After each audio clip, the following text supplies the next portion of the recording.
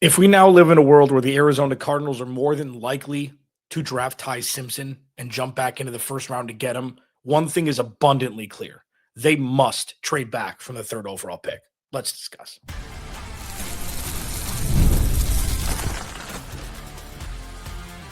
You are Locked On Cardinals, your daily Arizona Cardinals podcast. Part of the Locked On Podcast Network, your team every day. Cardinals, Alex Clancy here. There's a very important reminder that I need to bring to you. What are we, 10 days away from the draft, 11 days? Very important reminder that I'll discuss in the final segment. The ecosystem for a rookie quarterback is so important. So this entire show is geared towards the Arizona Cardinals taking Ty Simpson and what needs to happen before and what must happen after in an effort to maximize the pick that, although I think is a massive reach a year before a cornucopia of quarterbacks are coming out in 2027, this is the reality in which we live for the next 28 or 29 minutes. But first, if Ty, the Cardinals must trade back. This could look a couple different ways. Either the Cardinals do move back into the first round and trade and draft Ty Simpson, or they draft him at 34. Okay. Either way, the Cardinals must trade back from the third overall pick. Why, you ask? Why pass on the, quote, best player available, which is so convoluted that nobody knows who the best player available is at 3? Arvell Reese, David Bailey, could be one of the offensive linemen, could be Sonny Styles, could be Caleb Downs, could be Carnell Tate or Jordan Tyson, for all we know. They must trade back. This can look one of two ways. One, you trade back the number 3 overall pick, completely separate from what they do with the 34th pick. Or you trade back from 3, you jump back 8 or 9 picks if you've got a partner, if you've got a dance partner, maybe the Cowboys at 12, which seems very, very far-fetched. But you get 12 and 20, you give up 3 and a third rounder or something like that, and you draft the best player available at 12, and you draft Ty Simpson at 20. The reason why, above all else, that you need to trade back if you're the Arizona Cardinals is because you're using one of your premium picks on a quarterback that is a massive reach, it's a massive risk, and they need to defend themselves and defend their borders of State Farm Stadium by drafting a position of need that they desperately need more than quarterback, even though they need quarterback, of course.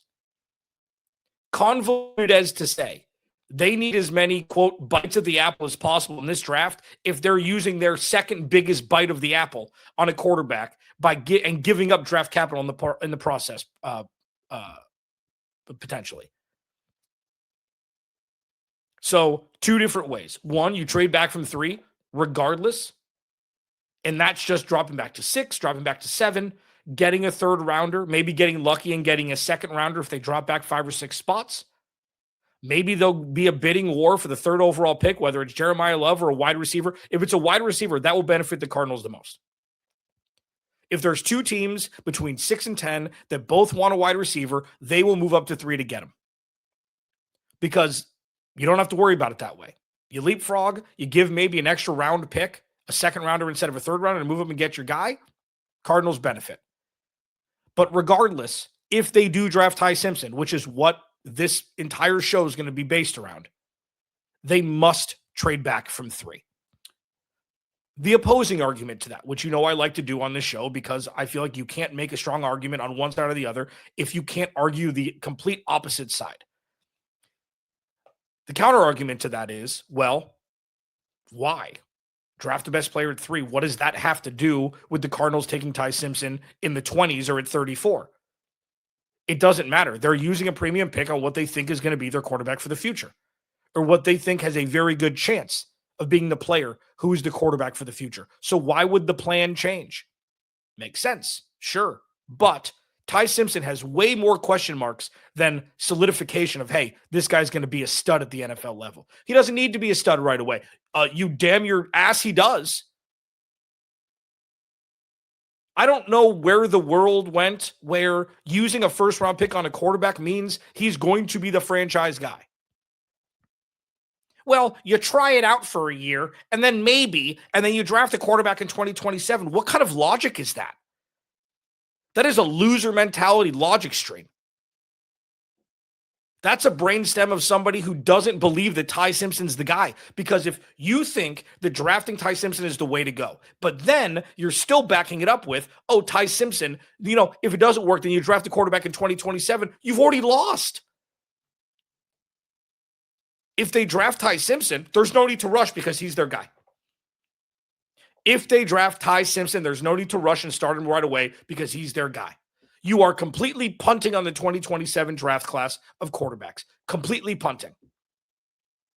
Why is that? You think drafting a quarterback in the first round of back-to-back years is the way to go? Well, you got to find your guy. Yeah, maybe wait another full calendar year for another set of guys who are playing equal to the amount of games that Ty Simpson has played in his career between 2026 and 2027, and then see what you got. Crazy, I know. Maybe in the meantime, bolster the offensive line. Maybe in the meantime, bolster the pass rush. Both before drafting a quarterback and bringing him into the ecosystem that is fractured at this point. That's the opposition. But if Ty's the guy, you got to trade back and make as full and stable of a cocoon around a rookie as you can. And that extra pick can be an offensive lineman. If they trade, so the one way I see it to be palatable, and palatable is loose, baby, it is loose, is if they do somehow get 12-20 from the Cowboys, which will not happen. Unless Jerry Jones really, for me, I would see Jerry Jones moving up to draft Jeremiah Love. It's what he does. It's like, oh, it's Dave. They're going to move for David Bailey. Oh, they're going to move up for Caleb. No. He ain't going to change his stripes. I think it'd be for Jeremiah Love. It'd be a lot to give up, 1,000,000%. But say they do move back to 12-20. Then the Cardinals take an offensive lineman at 12, whoever's left. And then you draft Ty Simpson at 20. You reach to all hell and high water for it. But then you still have your second round pick. That's the most palatable for me because then you can get a stud edge at 34. That's the most palatable for me. But what I think is more than likely to happen is the Cardinals should trade back at 3. Maybe you pick up so this is the best case scenario. You trade back from 3 to 6 or 7 or 8. You can pick up a second round pick. Well, five picks is going to garner a second round pick. Damn well better. Say you move back to Washington to 7. If they want to leapfrog and get that wide receiver or get Jeremiah Love ahead of Tennessee, you get a second round pick because they're going to have to pay for it because they're going to need to get Jeremiah Love before Tennessee does. You use that second round pick and whatever, and a third round or whatever it may be to move back up to get Ty Simpson, and then you still have a second round pick. That's the best case scenario for this. For those that think Ty Simpson, you need to use somebody else's second round pick to move back into the first round. And maybe give a 2027 second instead. If you're drafting Ty Simpson, you need as many picks as possible in this draft, which goes against all conventional wisdom because this is a severely down draft, especially compared to 2027, which again is going to be Shangri-La. It's going to be Disneyland. It's going to be a stocked trout pond of talent across most position groups. But if the Cardinals are forcing their hand this year, like the dysfunctional, fractured, always losing organization as they are, you've got to take advantage of picks this year. Do you see how that's kind of backwards for what a traditional organization would do? I will take a minute here and just say that this is complete lunacy that we're even talking about this. 15 starts, undersized. Why? They don't have to. Well, you got to sell it to the fans. Oh, that boat has been long gone. You know what's going to sell it to the fans? Them producing this year with what they got. I can guarantee you Jacoby Brissett is going to put out a better product on offense than any rookie will this year with this offense. You want to see what Marv is like? You want to see what the rest of this offense is going to be like? The worst thing to do to this offense in 2026 is put a rookie back there who isn't ready to try and steer it. Because it's exciting. Let's be adults. Locked On Cardinals, your team every day. The ecosystem, what it's going to look like for Ty Simpson if they do draft him in 2026. I'll discuss it. It's not great. Next.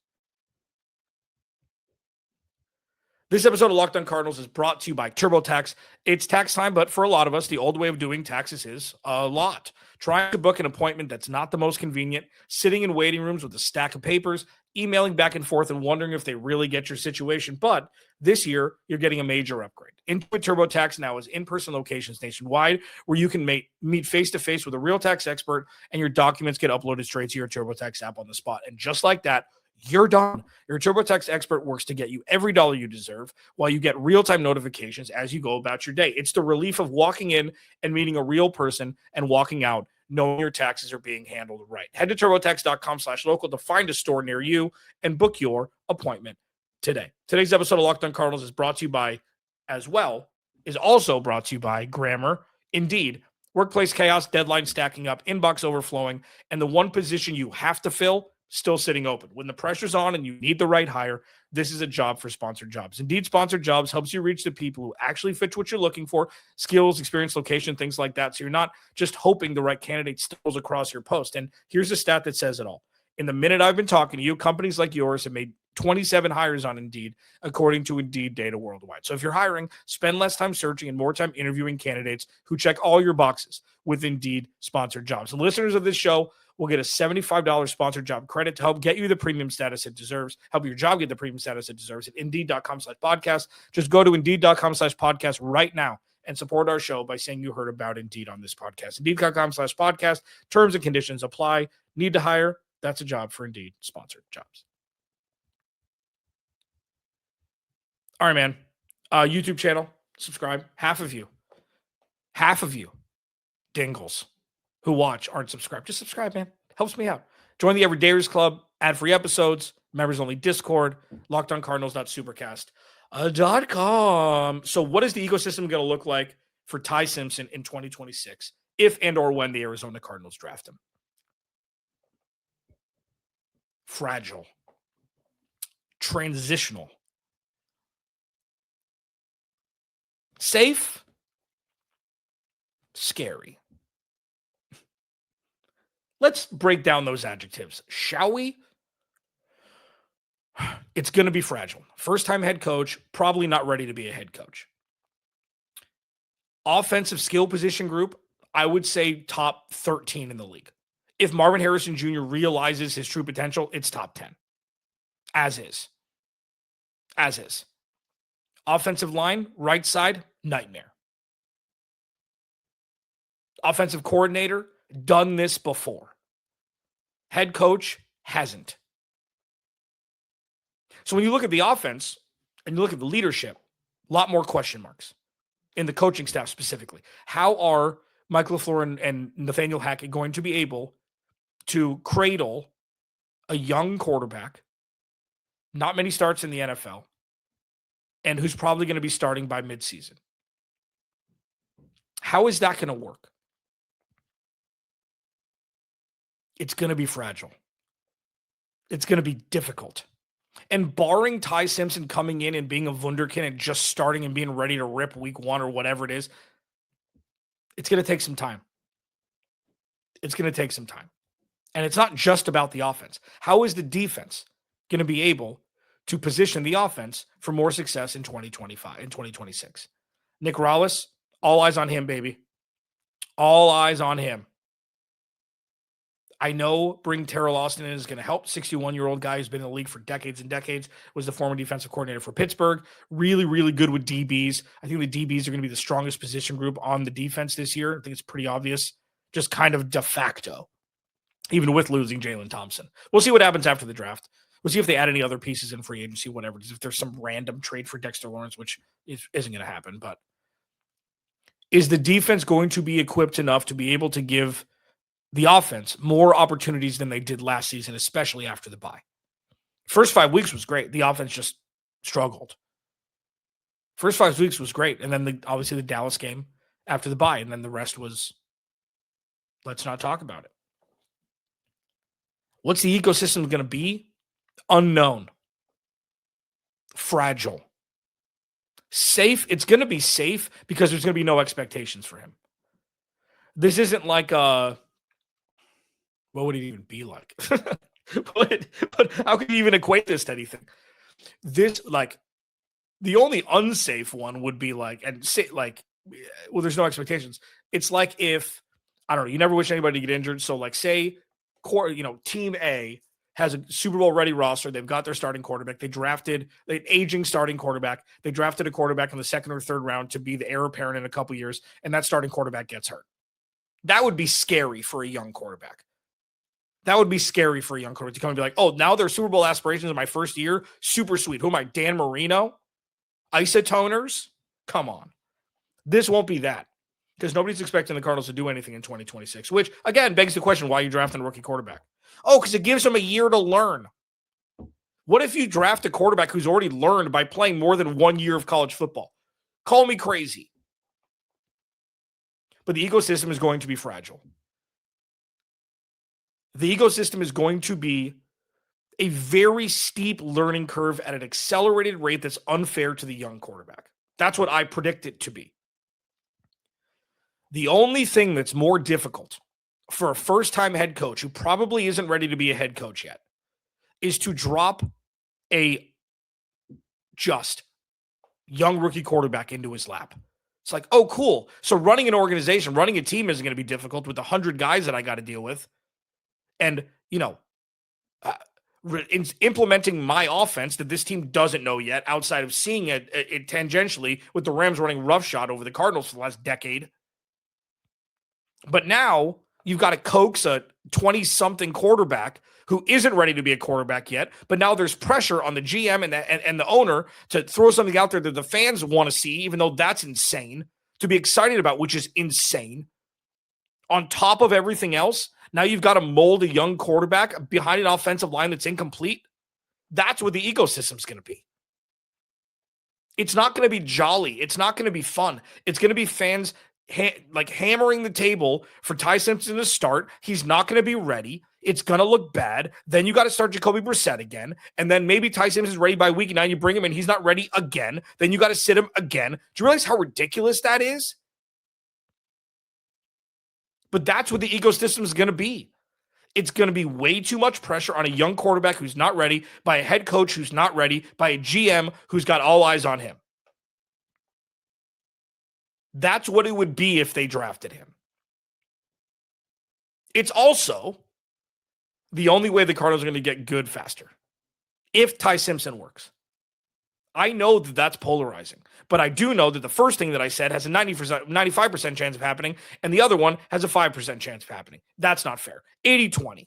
Let's give the kid a shot. But the Cardinals don't really have a history of, molding young quarterbacks into somebody great. Kyler Murray did that on his own, let's be honest. For better or worse, he did it on his own. Do you really want to start another cycle of quarterback where it's like, yeah, he's not the biggest, he doesn't have the most experience, but really? Sign you up for that? Either way, in this, last 18 minutes, if they draft Ty Simpson, regardless of where it is, they must trade back from 3. They must trade back from 3. They need as many picks as they could possibly get in 2026 because the Cardinals are jumping the gun 26 miles into a marathon and won't wait till the finish line that is 2027. So if that's the case, then you got to live in the 2026 draft. You can't wait till the 2027 draft because now you've got your quarterback for the future in 2026. Well, what if he doesn't play well? Then you draft the quarterback in 2027. Lunacy. If you draft Ty Simpson, you stick with Ty Simpson. You live with that. And if it works, you're a genius. If it's not, everybody's fired. But if you do draft Ty Simpson, you must trade back from 3. If that's your plan, you're going to be running unopposed. Ain't nobody else going to draft Ty Simpson in the first round except for the Cardinals. So if you know that you're taking Ty Simpson, running unopposed, giving away free draft capital, then you're going to have to move back from 3. You need as many picks as you can possibly get. Well, why don't you just draft the best player available? Won't that make the roster better? In theory, yes. If you don't draft a damn quarterback, well, won't it make the roster better anyways? Yeah, but the Cardinals need as many picks as they can get because they're giving up at least one premium pick to reach for a quarterback a year earlier than the Shangri-La that is the 2027 draft for the Arizona Cardinals and quarterbacks. That's where we are. Locked On Cardinals, your team every day. With all that said, there's an important reminder that I want to pass along. I want to remind people of where we are. We'll discuss it next. This episode of Locked On Cardinals is brought to you by FanDuel. The NBA playoffs are here, where every possession matters, every matchup is magnified, and every game can swing a series. And right now, FanDuel's giving customers a great way to get in on the action. Here's what it looks like. You just bet $5 and you get $250 in bonus bets if your first bet wins. The app makes it easy to follow action with player stats, trends, and matchups all in one place. And during the playoffs, the extra insight really matters when you're looking at stars, role players, and key moments. It just makes the entire playoff experience more engaging from start to finish. You want to pick who's going to win the NBA championship? A good luck. Is it OKC? Is it San Antonio? Has Denver risen from the ashes like the Phoenix with Aaron Gordon back? Is it going to be Boston? Is going to remind people they've got a star-studded roster too. All of it can be handled over at FanDuel. Head to FanDuel.com to get started. FanDuel, play your game. YouTube channel, subscribe, Big Dumb Face. Next week, the tail end of this week, I believe in next week, it's going to be draft stuff. I've waited. I've got my boys. I've got my Rolodex of people's numbers I shouldn't have, but that's what you get for 15 years in the business and building relationships. It's going to be some people from Locked On. It's going to be some national media people. I'm going to get 2 or 3 and just give you a crash course right before the draft. Right before the draft. And then on Thursday, I will be giving my final thoughts. It's going to be awesome. And we're here. We're less than 2 weeks away. Here's an important reminder, being less than 2 weeks away. The Cardinals are going to get better this draft. And that sounds really dumb to say. Well, obviously, I don't think people really want to put credence in the fact that this roster is much better than what it looked like during the second half of last season. In a vacuum, and I know it's difficult with that, with the injuries that the Cardinals have sustained, but in a vacuum, Walter Nolan, Will Johnson will lead this team in the future. They could be one of the best 1-2 punches at DT and cornerback that the NFL has. Josh Sweat still has plenty of juice in the tank. Mac Wilson, still the heartbeat of this defense. Cody Simon, still going into his second year, is going to rise. He's going to be so much better. Jordan Birch is going to get a lot more opportunity. In the sparing opportunity he had last year, he looked better more than he did worse. They've got plenty of DBs. Okay, Denzel Burke, all rookie last year. Star Thomas coming back. Sean Murphy-Bunting for the veteran edge. And he's probably not going to play as much next year. You've got Budda Baker over the top still. That defense is going to be a lot better. You add a pass rusher at 3, regardless of what I think the Cardinals should do, it's going to help. You add Arvell Reese. You add David Bailey if the Cardinals don't trade back. If they do trade back and they draft an offensive lineman, you pick up an extra third. You pick up an extra second. This offense is going to be good.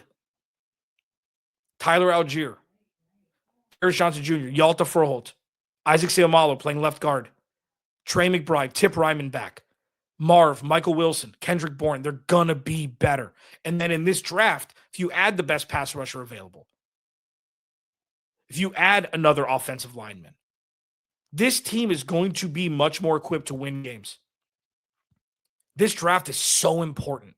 So let's not think, regardless of what I think about Ty Simpson, regardless of what I think about how it could crater their future or not, this is the stutter step year to 2027. And that does not mean a punt year. I think the Cardinals are definitely going to win more games this year than they did last year. I think they're going to be picking closer to 10 than they are to 1 next year. And that's not, oh, great. What ribbon is worse than green? But I still think they're going to win more games than they did last year. So if you have like historical injuries last year, so say you have more competent offense, you draft the right tackle, even if it's not 3 overall or they trade back, it's not in the top 10. You draft a right tackle. The competency of Isaiah Adams continues to move forward, and they've got a B-level offensive line. If it's Jacoby Brissett, this is going to be a much better team than the national media or anybody else thinks, in my opinion. In my opinion. They do have the longest odds to win the Super Bowl, the longest odds to make the playoffs. I think that's just East Coast bias. The Jets are a joke. The Jets are a joke.